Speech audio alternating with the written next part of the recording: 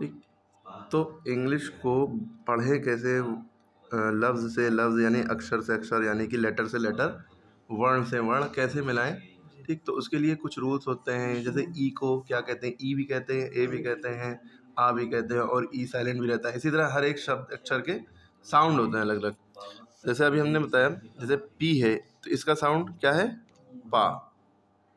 अब इसके बाद ई लगा दिया तो इसको अभी तो क्या पढ़ेंगे, पी, या पी पढ़ेंगे या पे भी पढ़ सकते हैं। लेकिन ये कैसे पता लगेगा कि इसको पी पढ़ेंगे कि पे पढ़ेंगे, जो इसके आगे लेटर लगा होगा उससे पता लगेगा। अगर इसके आगे एन लगा है तो आप इसको क्या पढ़ेंगे, पेन। तो पी के बाद ई जो है वो एक ही आवाज़ दे रहा है, पे ना, पेन। ठीक, अब इसके बाद अगर हमने ए लगा दिया, अब क्या पढ़ेंगे, पेना, पेना। अभी ए को क्या पढ़ते हैं, आ, पेना। ठीक, आगे एल लगा दिया, अब क्या हो जाएगा, पेनाल, पेनाल। ठीक, या पेनल, आ की मात्रा हट भी सकती है, नरनल। फिर इसके बाद टी लगा दिया, पेनाल्ट, पेनाल्ट। अब एल देखिए यहाँ पे साइलेंट होने लगा, पेनाल्ट साइलेंट नहीं मतलब आधा ला हो गया। जब किसी को आधा लिखना हो उसके नीचे हलंत लगा दो, यह हलंत कहलाता है, मात्रा नहीं झूठ होगी। ठीक है, जैसे बहुत से अक्षर हैं आधे नहीं लिखे जा सकते। जैसे टा है, आधा टा क्या आप ऐसे लिखेंगे यूँ करके, नहीं, टा को आपको आधा लिखना है तो यूँ करना पड़ेगा, हलंत लगाना पड़ेगा, ट। ठीक, इसी तरह डा है, आधा नहीं लिख सकते, इसके नीचे हलन लगाना पड़ेगा, ड। हाँ, आधा ना लिख सकते हैं, ये पूरा ना है, इसके नीचे हलन लगा दिया, ये भी आधा ना है और ऐसे भी आधा ना है। ठीक है, क्लियर। अब पेनाल्ट हो गया। ठीक है, अब वाई लगा दिया। अब बताइए, वाई को तो ई पढ़ते हैं, जैसे ई को ई पढ़ते हैं, वाई को ई पढ़ते हैं, तो अब ये क्या हो जाएगा, पेनाल्टी, पेनाल्टी, टी। ठीक है, या पेनाल्टी कर सकते हैं। समझ में आई बात जी। अब कुछ ये तो ऐसे ही समझ में आ गया, कुछ ऐसे टफ वर्ड होते हैं जो आपको समझने में दिक्कत करेंगे। अच्छा, पहले ई है, अब इसको ई पढ़ेंगे कि ए पढ़ेंगे कि आ पढ़ेंगे, क्या पढ़ेंगे, ई। लेकिन इसके बाद क्या लग रहा है उससे पता लगेगा। अगर हमने एन लगा दिया तो क्या पढ़ेंगे, क्या पढ़ेंगे, एन नहीं एन पढ़ेंगे, इन तो इसको पढ़ेंगे, आई, आई लिखा है, इसको हम ई पढ़ते हैं। अगर इसके बाद एन लगाया तो इसको क्या पढ़ेंगे, इन। लेकिन ई और एन है, इसको एन पढ़ेंगे, एन, एन। अब एनो, यू लग गया, एनो, एनो। ठीक, ओ लग गया, एनो हो गया। ओ को ओ पढ़ते हैं, ओ की मात्रा। अगर आगे यू लिखा है, अब क्या पढ़ेंगे, एनू, एनाऊ, एनाऊ।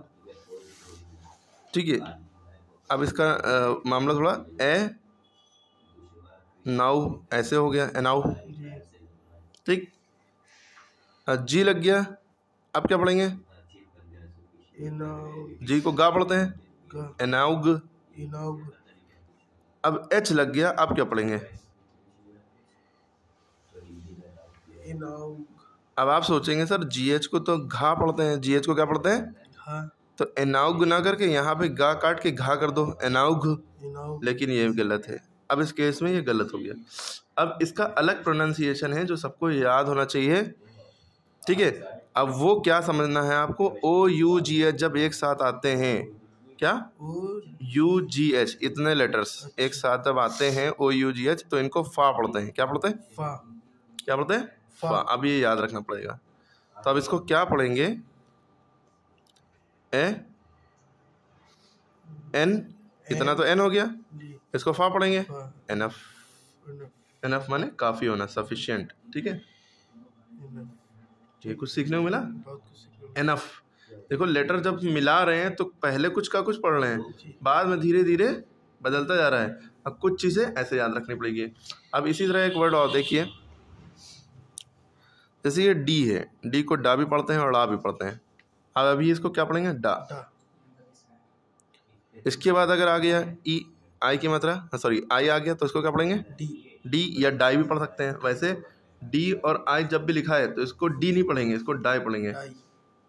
क्या पढ़ेंगे, डाई, डाई। डी ई जो होता है इसको डी पढ़ते हैं और या डे पढ़ते हैं कभी कभी। ठीक है, इससे हमेशा डाई करेंगे। इसी तरह बाई, बी आई लिखा है तो बी नहीं पढ़ेंगे, इसको बाई पढ़ेंगे। बाइसाइकिल होता है ना, जी जी डाई बाई। तो अभी तो इसको डाई पढ़ेंगे, जी अभी तक के इसको क्या पढ़ेंगे, जब 2 लेटर थे इसको डाई पढ़ रहे थे, अभी डाई पढ़ रहे थे।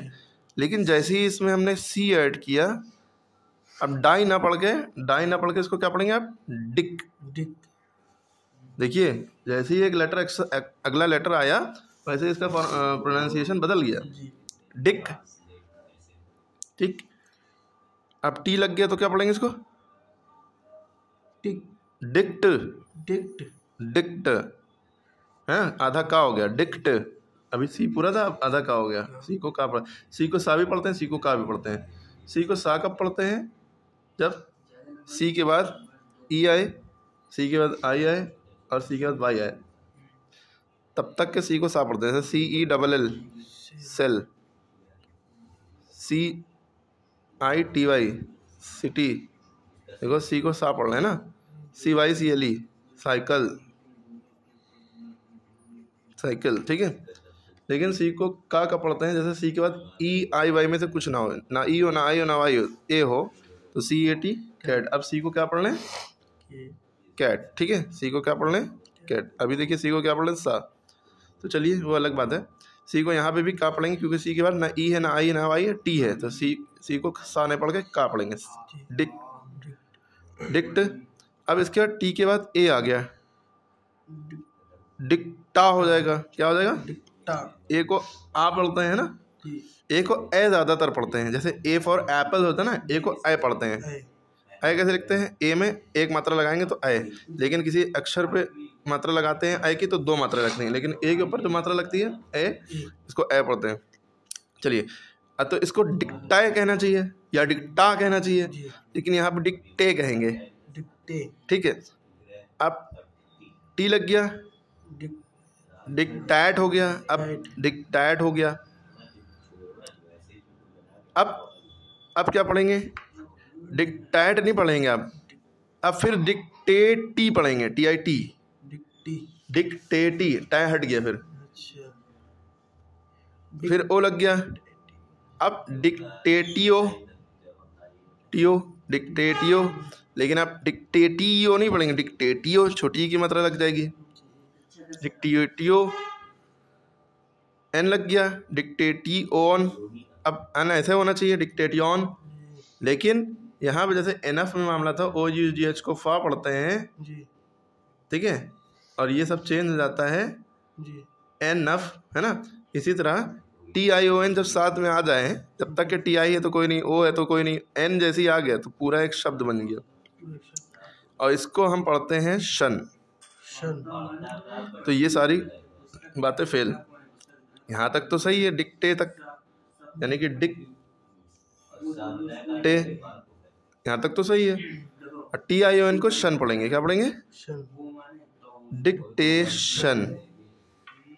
क्लियर हो गई बात, सीखने को मिला। ऐसे ही अक्षर मिला दे, जिसको इंग्लिश नहीं पढ़ना आती वो यहाँ से इस तरह से सीखेगा तो पढ़ लेगा। इसी तरह सारी बातें आपको पता होना चाहिए, किसको क्या पढ़ते हैं, कैसे पढ़ते हैं, तो आएगा डिक्टेशन।